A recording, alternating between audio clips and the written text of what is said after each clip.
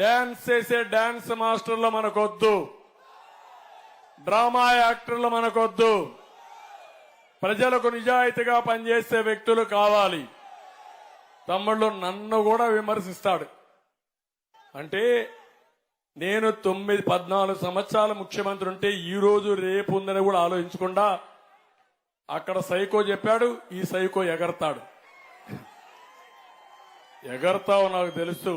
నేను అనుకుంటే ఒక్క నిమిషం నీ తోక కట్ చేయడానికి.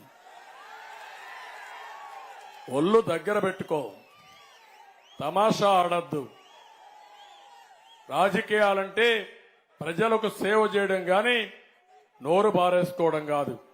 నోరు బారేసుకున్న వాడికి నోటి నిండా సీసం వేసి శాశ్వతంగా ఆ నోటికి సీల్ చేసేస్తాం, మళ్ళా నోరు తెరవకుండా. ఆ విషయాలు గుర్తుపెట్టుకోవాలి వీళ్ళు.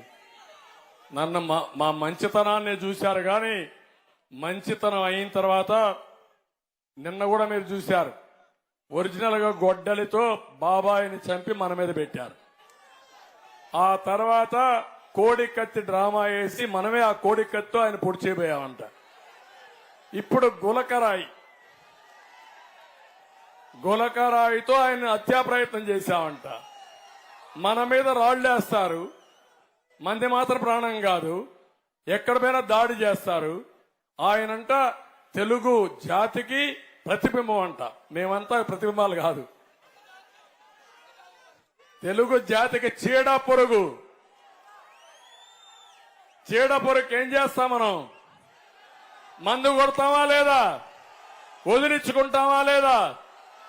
అలాంటి చీడ పొరుగు స్ఫూర్తి మనకు గౌతమ్ లచ్చన్న గాని ఎర్రమనాయుడు గాని వీళ్ళంతా స్ఫూర్తి దాతలు. వీళ్ళంతా ప్రజాసేవకు జీవితాలు అంకితం చేసినటువంటి స్ఫూర్తినిచ్చినటువంటి దాతలు.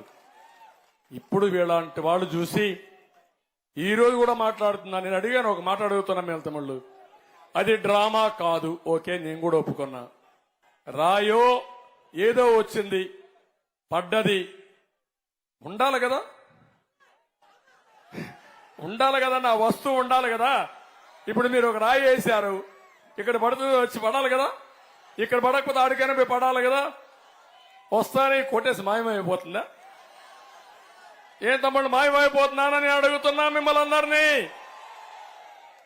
ఒకప్పుడు ఉండేవాళ్ళు, కట్టు కట్టేవాళ్ళు, మన ఊరికి వచ్చేవాళ్ళు. జ్ఞాపకం ఉందా? పాత రోజుల్లో ఎవరికైనా పెద్దవాళ్ళు ఉంటారు, జ్ఞాపకం ఉందా? వచ్చేవాళ్ళు ఇక్కడ డ్రామా వేసి మరి అందరూ వచ్చి కూర్చున్నాక చూసావు కదా అని చూస్తూనే ఉంటాం. అయినాక ఏం చేసేవాళ్ళు, కోడి ఇది గుడ్డుంది చూసావంటాడు, కనపడకపోయినా ఒప్పుకుంటాం, చూసామంటాం, తలకాయ ఉంచుతాం. చూసిన తర్వాత చూడు గుడ్డు ఇప్పుడంతా పిల్లని పెడుతుందంటాడు, పిల్లని పెట్టేసిందంటాడు. మళ్ళా మనం చూసా కానీ ఎవరు మాట్లాడడం, ఎగరతా ఉందంటాడు, అక్కడ పోతాం చూడమంటాడు, చూస్తాం కనపడదు, అది కనికట్టు. మ్యాజిక్, ఇప్పుడు లేటెస్ట్ స్టేజ్ లో మ్యాజిక్. ఇప్పుడు జగన్మోహన్ రెడ్డి వచ్చాడంట, కరెంట్ ఆఫ్ అయిపోయిందంట. కరెంట్ ఆఫ్ అయిపోతే దానికి కూడా నేను బాధ్యుడంట. ఎవడి ప్రభుత్వం? నీదే నాదే ప్రభుత్వం? నీ ప్రభుత్వంలో నన్ను తిట్టావు, నా ప్రభుత్వంలో నన్నే తిట్టావు, నీ ప్రభుత్వంలో కూడా నన్ను తిడతావా నువ్వు? ఓకే, కరెంట్ ఆఫ్ అయింది, ఎందుకు తగలబడ్డావు కారు మీద, బస్సు మీద? ఏం చేస్తున్నారు పోలీసులు? తీసుకుపోవాలి లోపలికి. నువ్వు ఒక విఐపి కదా, ఒక ముఖ్యమంత్రి కదా, సెక్యూరిటీ సమస్య ఉంది కదా, లోపల తీసుకుపోవాలా లేదా తమ్ముళ్ళు? తీసుకుపోవాలా లేదా? తీసుకుపోరు. వాడు ఒక రాయి వేసాడంట, రాయి వేసిన తర్వాత రాయి తగిలింది. తగలతానే ప్లే కార్డ్స్ వచ్చాయి ముందర, మీరు చూసారా బస్సు ముందర?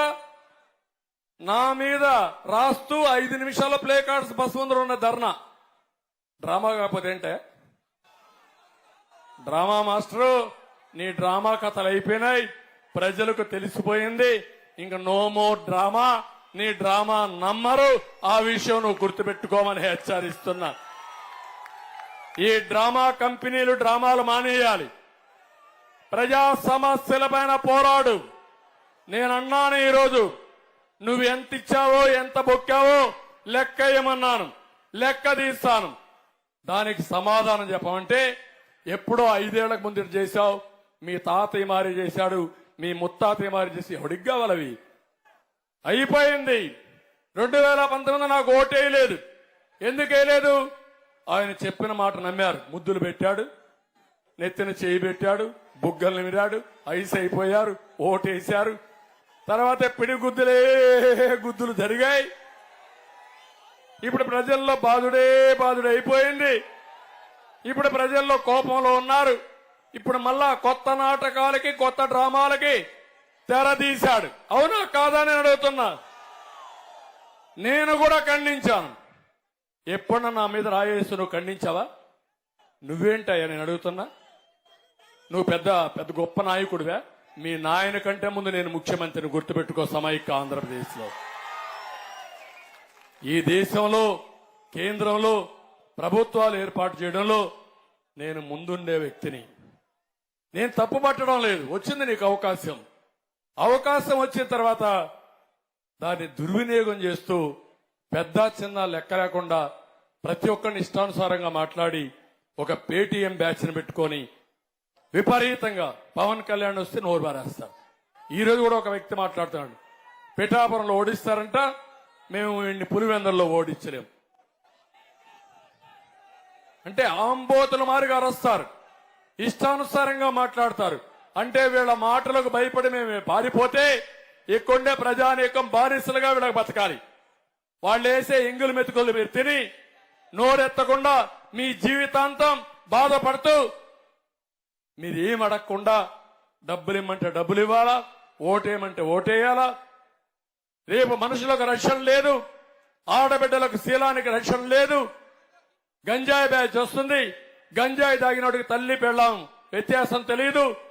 గంజాయి ఎందుకు వచ్చిందంటే నా మీద దాడి చేస్తారా, మా ఆఫీస్ మీద దాడి చేస్తారా?